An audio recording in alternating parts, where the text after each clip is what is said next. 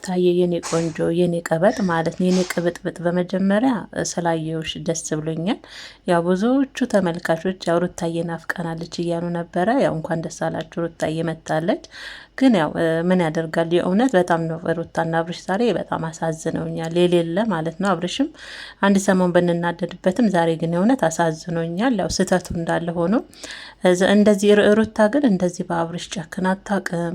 ኤፍሬም ስለምናት እምቢ አለች፣ አቤል እምቢ አለች። በፊት ለሁሉም የምትሸነፍ ልጅ ናትና ልቧ ውስጥ እንደዚህ እንድትቆርጥ ያደረጋት ነገር ምን እንደሆነ ቤተሰቦች አላቅምና ዛሬ በለቅሶ ነው ማለት ነው ቪዲዮን የጨረሳችሁት።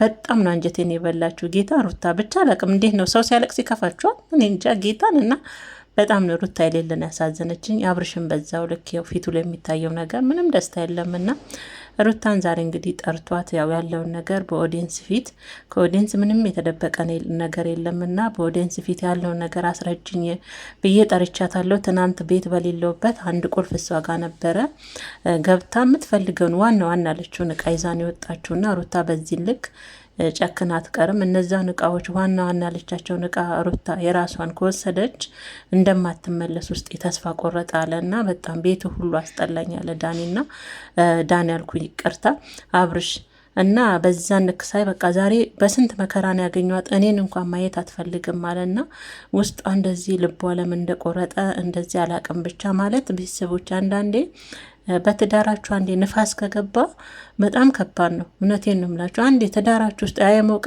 በደንብ እየለመለመ የነበረው ትዳር ውስጥ የሆነ ነገር ንፋስ ከገባ በቃ ያንን ነገር ለማስተካከል በጣም ከባድ ነውና ሴት ልጅም በአንዴ እንደዚህ አትቆርጥም። ሩታ እንግዲህ ሳስበው ያው የሆነ ማላቸው የገባም ነገር አለ ሳስበው። በዛ ልክ ደግሞ የሆነ ብዙ ነገር የተሸከመችው ነገር ከዚህ በፊት ያንን ነገር እንግዲህ ተከማችቶ አሁን ላይ ልቧም የቆረጠ ይመስለኛል። አላቅም ብቻ እንጃ።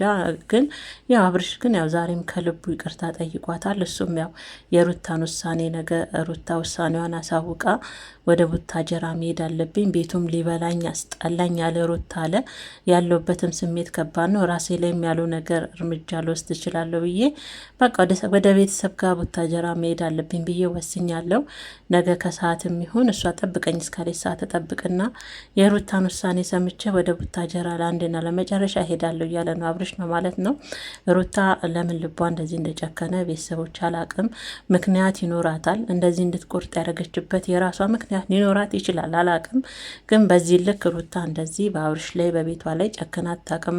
ሩታ ብዙ ፈተናዎችን ያው ሁላችሁም ታውቃላችሁ። ከሩታ ጋር አብራችሁ እዚህ ድረስ አሁን ያሉበት ድረስ የመጣችሁ ተመልካቾች በደንብ ታውቃላችሁና ሩታ ብዙ ፈተናዎችን ብዙ ነገሮችን ያሳለፈች ጀግና ጠንካራ ሴት የእውነቴን ነው ብላችሁ የፍቅር አምባሳደር የሆነች ለፍቅር ብዙ መስዋዕት የከፈለች ልጅ ናትና ዛሬ ደግሞ በዚህ ልክ እንደዚህ ጨክና ስናያት የሆነ ከጀርባ ብቻ አላቅም። ሴት ልጅ ብዙ ነገር ትሸከማለች አይደለ? የሆነ የተሸከመችው በፊት ተሸክማ በቃኛውንስ ያለችበት ምክንያት ይኖራታል ብዬ ነው ማስበው። ግን ወጣም ወረደ ሩታዬን ቆንጆ ወደ ትዳርሽ እንደምትመለሽ ተስፋ እናደርጋለን። አብርሽና ሩታ አይለያዩ መቼም ቢሆን። ምክንያቱም እንዳይለያዩ ያደረጋቸው መሀላቸው ላይ ፍሬ አለ ከዚህ በኋላ ማለት ነው። ወደዱም ጠሉም ለልጃቸው ሲሉ ይገናኛሉ፣ ለልጃቸው ሲሉ ይታረቃሉ። ግን ቢሆንም የሁለቱንም ልብ በተለይ ሩታ በጣም አሁን ላይ እንጃ እውነት ደግሞ ስታለቅስ እንዴት እንደምታሳዝን ሩታ ስትስቅ ስትጫወት ነው ብዙዎቻችን የለመድናት አይደል? በእርግጥ ሁሌ ደስታ ሁሌ ሳቅ የለምና አንድ ቀን ደስታ አንድ ቀን አዛኝም ባይሆን አለ አይደል? አንዳንድ የምትከፉበት ነገሮች አሉና ቢሆንም ግን እኛ ሩታን በእንደዚህ አይነት ነገር አልለመድናትምና ዛሬ በጣም ያሳዘነችኝ አብርሽም ያለበት ሁኔታ የእውነት አሳዘነኝ። ቤተሰቦች ያው ወንድ ልጅ ታውቃላችሁ አንገቱን ሲደፋ ሲከፋ ከሴት በላይ ደግሞ ስታዩት የሆነ ልባችሁ ያዝናል አይደል? እንደዛ ነገር ነውና ብቻ ወጣም ወረደም ሩታዬና አብርሽ በመሀላችሁ ፍሬ አለ። እግዚአብሔር ያገናኛችሁ። እግዚአብሔር ያገናኘውን ማንም ማለያየት አይችልም አይደለ? ስለዚህ አሁንም እግዚአብሔር በመሀላችሁ በትዳራችሁ ይጨመርበትና ሩታዬንም ልብሽን አራርቶ ነገ መልካም መልስ እንደምትመልሽልን ወደ ቤትሽ እንደምትመለሽ ተስፋ እናደርጋለን ማለት ነው። ቤተሰቦች እንግዲህ ያለው ነገር ይሄ ነው ማለት ነው። ሩታ ግን ያው የእውነት ሁለቱም ማሳዘኑኝ ዛሬ ጌታን። የአብርሽን ሁኔታ ሳይ ተከፍቶ ሳይ የሩታ አምባ በጣም ብቻ ነው እንጃ ማለት። እኔ ግን ውስጤ ወዲያው መጣልኝ ምናልባት መሀላቸው ሰው ገብቶ ይሆን እንዴ ብዬ አሰብኩኝ። ምክንያቱም ሩታን ስናቃት በዚህ ልክ አይደለም። አሁን ላይ ያኔ ስንት ነገሮች ስትባለ በዚህን ልክ ቆርጣ አልቆረጠች ልጅ አሁን ላይ እኔ እንጃ ብቻ አላቅም። የእሷን ቁስል እግዚአብሔር ነው የሚያውቀው፣ ውስጧ ያለውን ቁስር እግዚአብሔር ነው የሚያውቀው። ብቻ አላቅም። አብርሽም ራሱ ግራ ገብቶታል። እኔ ሩታ ሁላ ነገሯ ተቀያየረብኝ፣ በፊት እንደዚህ አልነበረችም፣ ይቅርታ ስጠይቃትም እሺ ብላኝ ወዲያው ነው የምትመለሰው አለና ያው በእርግጥ ሴት ልጅ ትችላለች፣ ትታገሳለች። የሆነ ሳሌ ስትቆርጥ ግን ያው ማንም አይመልሳትም የፈለገ ነገር ቢሆንና ይሄ እንደማይሆን ደግሞ ያው ጸሎት እናደርጋለን።